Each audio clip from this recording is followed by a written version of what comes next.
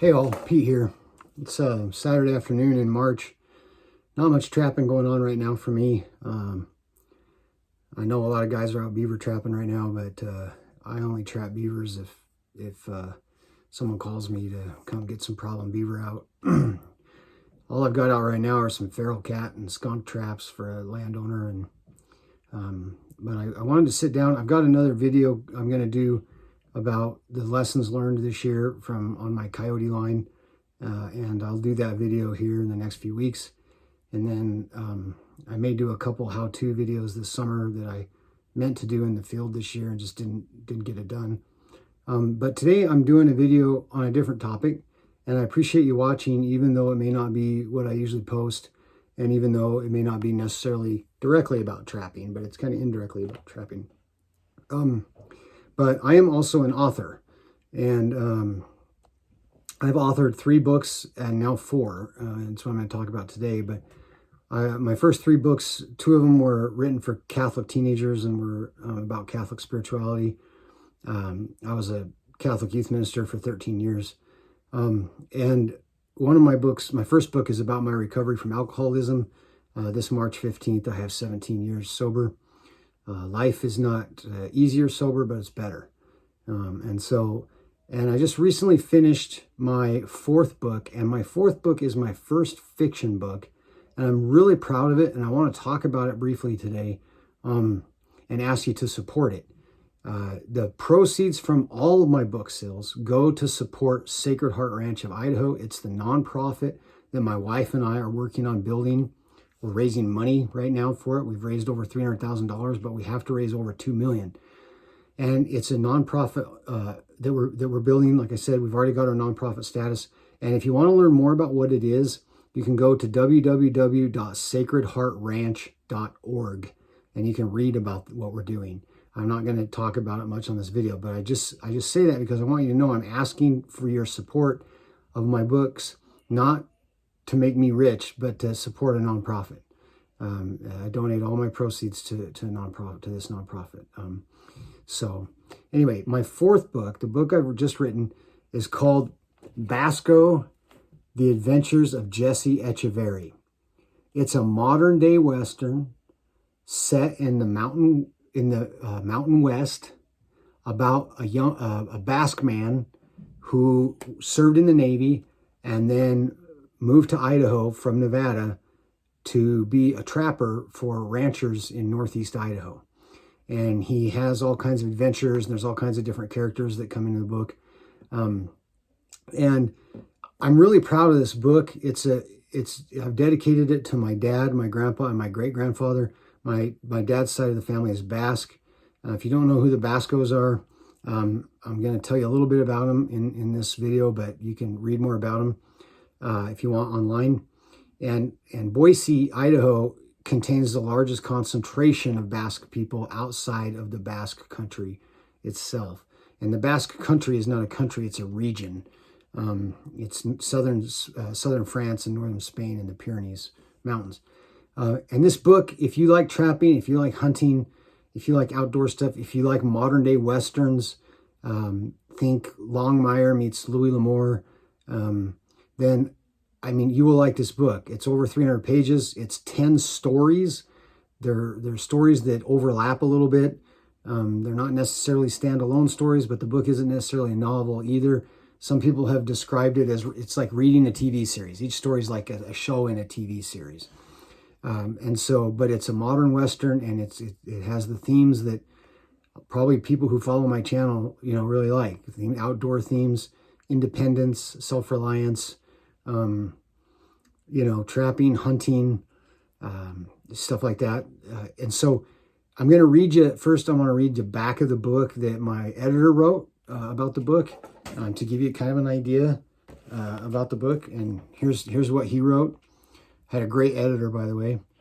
All right, here it goes. A collection of short epics, part Western adventures and part meditations on the madness of modernity, Jean-Pierre Espil's Basco introduces readers to Jesse Echeverry, an unforgettable character born at the wrong time.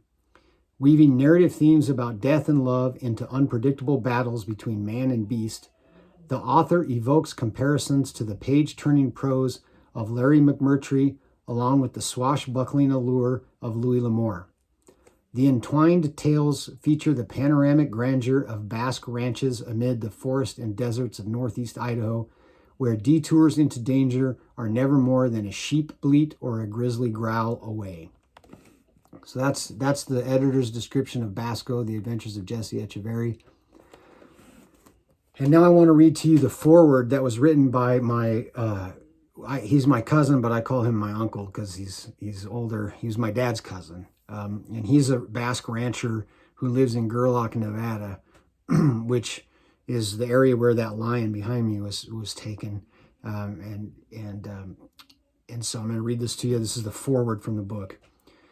This book contains stories about a Basque ranching family, the Sandovals, and some of the issues facing modern-day ranchers in the western United States. The main character, Jesse Echeverry, is a young man of Basque ancestry who does the important job of trapping predators for the owner of Sacred Heart Ranch, Pachi Sandoval, and other ranchers in the area. These stories, though fiction, are representative of the Basque experience in the American West. Basque people do not have a country. They come from the Pyrenees Mountains, which is on the border region of France and Spain. So there are French Basques and Spanish Basques. There are at least 5 different dialects of the Basque language. The Basque race and language are known to be the oldest in Europe. The Basque language is its own language, not originating or related to French or Spanish. Many Basque people migrated to America in the late 1800s to search for a better life. Some of the men headed west to explore the riches of the gold fields in California, while many Basque women came to America and worked as maids or in the food industry as waitresses or cooks. At that time, many ranchers in Idaho, Nevada, and California couldn't find help raising and caring for their livestock because most able-bodied men were working in the mines. Numerous Basque men that had already had experience working with animals in their homeland went to work as sheep herders in the open West. The miners needed meat for protein and the ranchers needed help. Young Basque men who were already raised with a love for animals and were not afraid of hard work were a perfect fit. The Basque sheep herder of the late 1800s spent most of his days alone in a new world with nothing but his dog, a burro to pack his camp, and his sheep. He had to learn how to cope with hot weather in the summer, freezing weather in the winter, and the constant threat of predators intent on killing his animals. He also had to search for food and water for himself and the sheep. He did all of this while living in an 8-square-foot tent. With the love of God and his animals, he endured. Many of the Basque sheep herders saved their money and bought their own land and livestock. Some, like me, generations away from their forefathers, are still in the livestock business today. The ranches in the West must learn to tolerate the weather, predators, and difficult government agencies from time to time. The Basques have a reputation for working hard and playing just as hard. Basque people enjoy eating a good meal and drinking red wine. Here in the United States, they also drink a concoction known as pecan punch. The pecan is usually a before-dinner drink. It is made with a splash of grenadine, club soda, pecan liquor, and a brandy float on top. Beware, the pecan punch has caused many headaches the next day. A Basque meal typically consists of meat, preferably lamb, Basque beans, salad, and a side dish of tripe or oxtails. The butchering of hogs is also a family tradition for many Basques. Cutting up the hogs and soaking the meat in a salt brine for a couple weeks, then hanging the hams and bacon to age the meat is the standard. If done right, the pork will last for 6 years and can sustain the modern sheep herder for months if necessary. Making Basque chorizos is another tradition for Basque families. There are many different family recipes for chorizos. Although the ingredients may differ from family to family, garlic, and a lot of it, is the constant ingredient. Jesse takes trapping very seriously and will stop at nothing to get the job done. Trapping continues to be an essential tool even in the 21st century for ranchers. Without keeping predators at bay, many people who make a living raising livestock would not survive. Trapping coyotes, wolves, and controlling mountain lions is critical to the survival of livestock and of many wildlife species as well.